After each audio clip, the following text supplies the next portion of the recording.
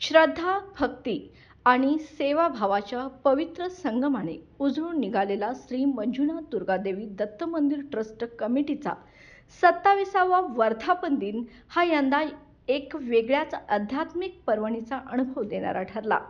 मंदिर परिसरात साजरा झालेला हा सोहळा म्हणजे केवळ उत्साह नव्हता, तर श्रद्धेच्या झऱ्यातून झरझरत वाहणारा भक्तिरसाचा अमृत प्रवाह होता। कार्यक्रमाची सुरुवात मंदिरासमोर उभारलेल्या भव्य दीपस्तंभाच्या लोकार्पण सोहळ्याने झाली। माजी आमदार सौ अंजली निंबाळकर यांच्या हस्ते दीपप्रज्वलनाचा सोहळा पार पडला।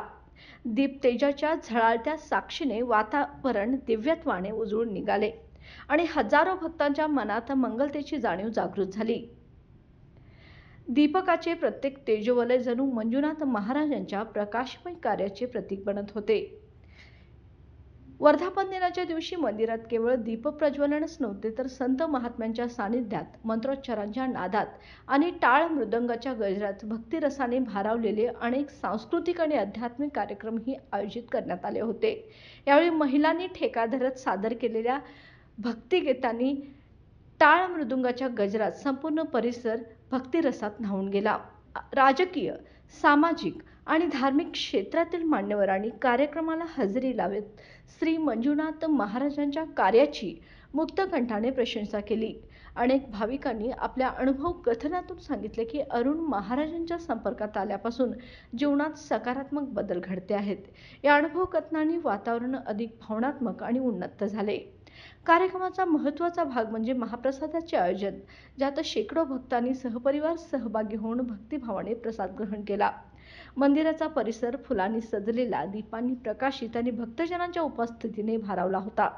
या भव्यदिव्य कार्यक्रमाचे तारा न्यूजने संपूर्ण वार्तांकन करत श्रद्धा आणि भक्तीचे प्रत्येक क्षण आपल्या कॅमेऱ्यात कैद केले। अरुण महाराजांचे प्रवचन, दीपस्तंभाचा सोहळा, महिलांचे टाळ मृदंग वादन, संत महात्म्यांचे विचार आणि महाप्रसादाच्या पवित्र क्षणाचे सारे प्रतिबिंब तारा न्यूजच्या माध्यमातून जनतेपर्यंत पोहोचवले। हा 27वा वर्धापन दिन हा एक आध्यात्मिक पर्व ठरला आणि तो भाविकांच्या हृदयात कायमच स्मरणात राहील अशा पद्धतीने झाला। मंदिर, भक्त, संत आणि सेवा यांचे संगमस्थळ ठरलेले हे केंद्र भविष्यातही श्रद्धेचा दीप प्रज्वलित ठेवेल अशी भावना भक्तगणांनी व्यक्त केली। बाळ, फ्रीजमधून श्रीखंड काढ ना। आम्ही पूर्वी घरीच बनवायचो श्रीखंड, त्याची चवच वेगळी होती। आता काय सगळं रेडीमेड। आजी, हे श्रीखंड खाऊन बघ।